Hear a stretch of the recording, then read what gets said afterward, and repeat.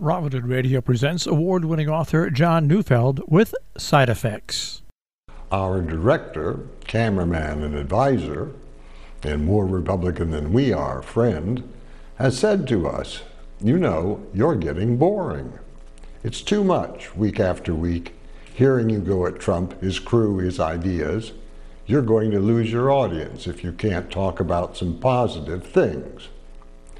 We thought seriously about this, and ultimately we agreed. Now all we needed to do was unearth good works by the administration. Easier said than done. Today's headlines, putting last night's debate aside, were about repealing clean water standards in small rivers and streams.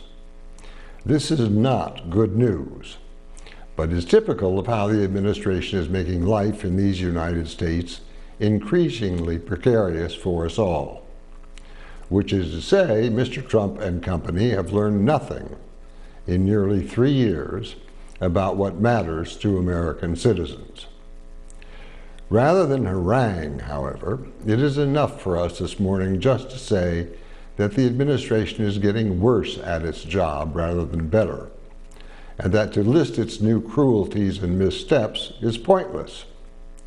Enough to say that they continue unabated, and the U.S. is not rising in the estimation of its own citizenry, our allies, our enemies. So back to memory lane from July of 2017, and the czar.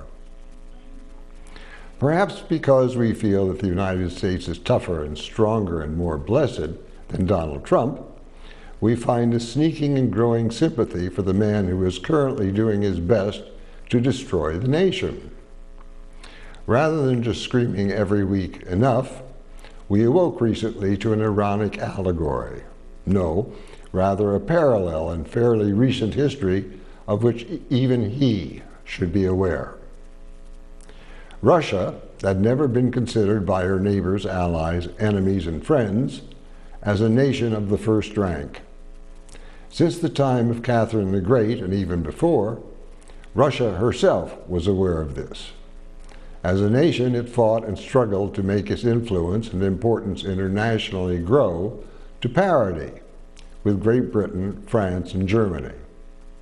Behind every battle it fought, behind every war, was the need to expand, the need to dictate, the need to become sophisticated and cultured in the same way her European neighbors were.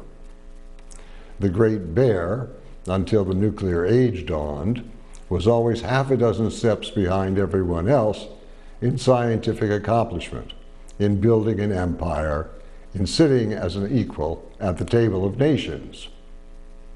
The last Tsar of Russia, the very nation Mr. Trump seems to idolize, was above the law on his throne. When World War I erupted, Russia went to the barricades against Germany, along with its more stable colleagues. But Russia's war was a disaster.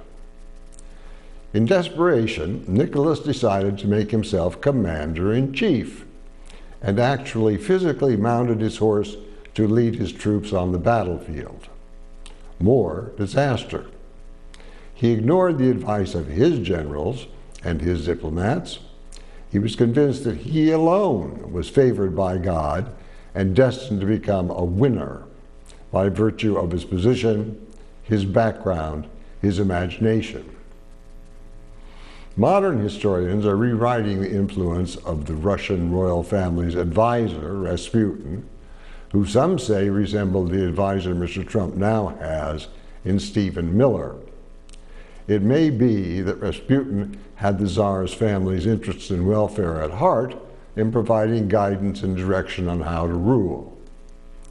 Although Nicholas felt Rasputin was his wife's creature, Rasputin was often the last man to whisper in his ear, and perhaps more responsible for the royal family's fortunes and deaths than anyone at the time knew. In this country now, Trump is nearing to mounting his own steed and going into battle. This despite the talent and brainpower of his generals and diplomats, for good or ill, Republican or Democrat. Without using the words a czar might about value and virtue and strength and purpose, Trump has demonstrated daily that he feels his power is equal to that of an unelected czar. He can neither control his anger nor his pettiness. His daily tweets are the equal of a Russian potentate's ukazes. Nothing, he says, is to be disputed. Truth resides in him alone. All of which has led us to our current state of disbelief. Shock and awe were supposed to be reserved for our enemies. Unfortunately, a lot of what we think we know is going on in D.C. is provided by the national press, who rely and report based on contacts, friends, tea leaves. It cannot depend on recent events or histories, or on unidentified sources who may be astonishingly prescient, because Mr. Trump neither knows about these nor cares for outward signs of civilized behavior such as we are used to. The president's attitude seems to be, as it is towards the current healthcare struggle, let the press write what it will, he alone can deny, persuade, convince the country of its opposite. Let the millions on Medicaid suffer, it's no skin off his nose. Confident of his following, and amazingly right to be so, Trump, in effect, is daring Congress to try to stop him. In his mind, of course, Congress is composed only of Republicans, on whom he should be able to depend, and a few outliers, Democratic stragglers, most of whom seem caught in his headlights, fearful and craven. As each day dawns and we awake to overnight ravings and threats, as a nation we are inching towards that moment when it seems to be becoming clear that Mr. Trump is more dangerous, more unhinged, more trouble than he's worth. Inadvertently, he has done what he set out to do: shake things up in D.C., prove to one and all its corruption and mendacity, promising the world but giving it nothing but arpege. Plus, make a lot of money. In the process, he has assisted the voters of the United States in disbelieving in government, in feeling embattled and threatened. Some say they don't care about how we are held in international eyes. Some believe they agree with the president about how the US of A has been taken by our allies around the world. This idea does not stop our fellow citizens from buying Japanese cars, inexpensive clothing manufactured in China, and gorging on delicacies from Trader Joe's outlets in the far Pacific. Much like Medicare, of whom many are critical until their own is threatened, people want what they want when they want it. And that, of course, is just another promise of an historic personality destined, it now seems, to ride his own horse onto the battlefield and be carried off on his shield.